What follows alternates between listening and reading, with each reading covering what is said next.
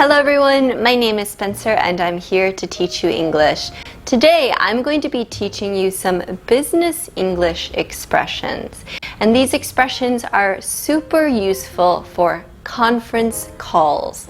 But you will see that they are also useful in other situations as well. If you're interested in learning more business English expressions like this, make sure you check out my classes with Bridge TV.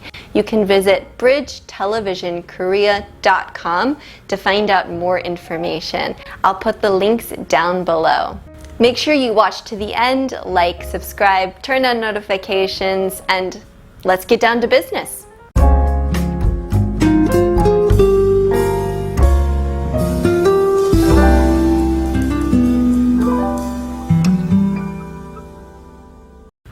Firstly, when you start a conference call or a video call, there's a bit of a process to get started, to make sure everybody is there and everybody's phone or video microphone are working. So you could say, is everyone here? Is everyone here? You can also add on. Is everyone on here? Is everyone on here?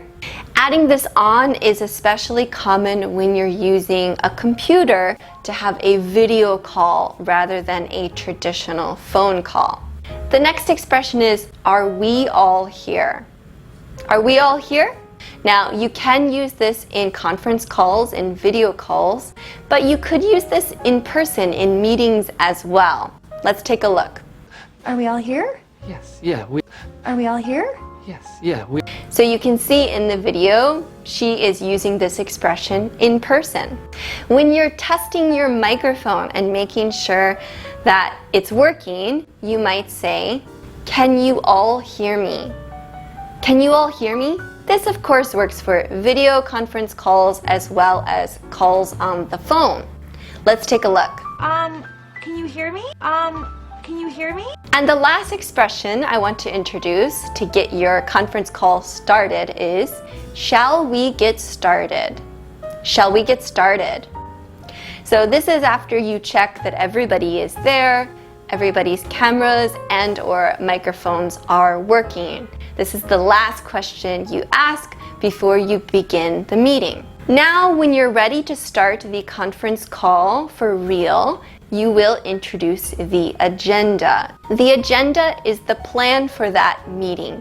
So you might say something like this. The purpose of this call is, and you could add something in front of call. The purpose of this conference call. The purpose of this video call. The purpose of this video call is to finalize our plan.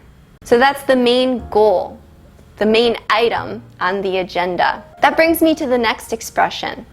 The main item on our agenda is, the main item on our agenda is, so that's the thing that you are going to deal with first. It's the most important. You might say, the main item on our agenda is to go over the sales for this quarter. Let's take a look at a native speaker using this expression. The only item on the agenda is. The only item on the agenda is. So as you can see, this expression is used in in-person meetings as well. And she said the only item on the agenda is. So there's only one thing she wants to discuss in that meeting. If you have more than one item, you might say, there are items on the agenda. There are 3 items on the agenda. As the meeting proceeds, you might want to check your understanding. Maybe you didn't hear something correctly, or something doesn't really make sense. Then you could use one of these expressions. First, you can start with, I'm sorry. I'm sorry. Or, I apologize. I apologize. And add one of these. I didn't get that. I'm sorry, I didn't get that. I don't follow you. I'm sorry, I don't follow you. I don't understand. I apologize, I don't understand. Let's take a look at one of these in action. I don't follow. I don't follow. Adding to this, you could ask the person to say what they said again. For instance, you could say, "Could you please repeat yourself?" Could you please repeat yourself? Let's take a look at this expression. Could you repeat that? Could you repeat that? Another good expression is, "Could you please explain that again?" Could you please explain that again? Could you speak a little more slowly, please? Could you speak a little more slowly, please? As you are listening to other people's opinions and plans, you might disagree, but it's important to politely disagree, right? So here are some expressions to politely disagree with somebody. You can mention your position or your expertise.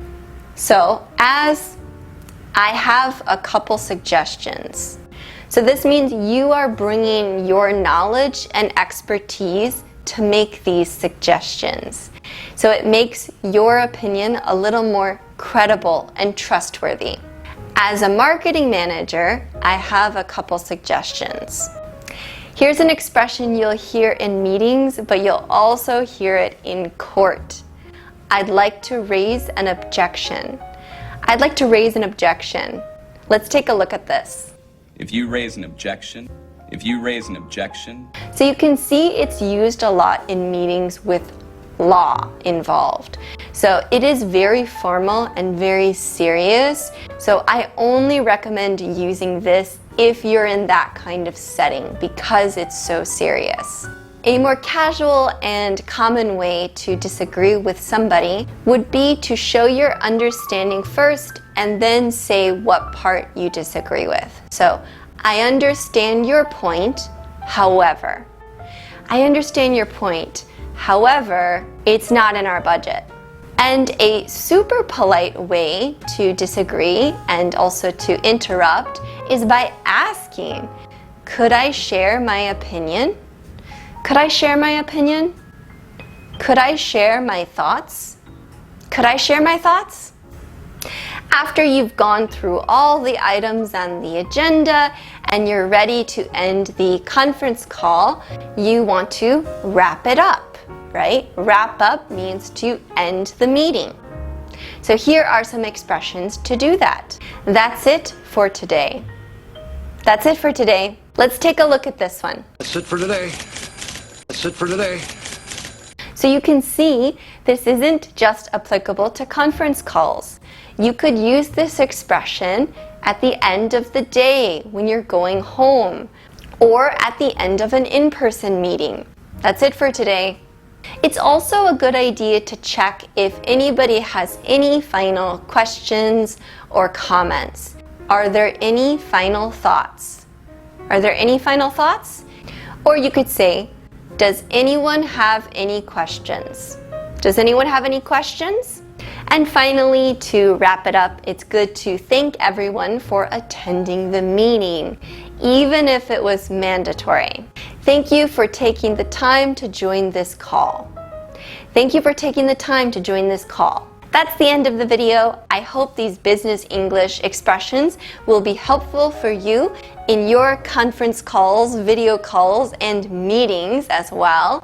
And if you're interested in learning more business English, check out my classes. I have a class for intermediate and advanced English learners who want to learn business English. So check out the link down below, bridgetelevisionkorea.com.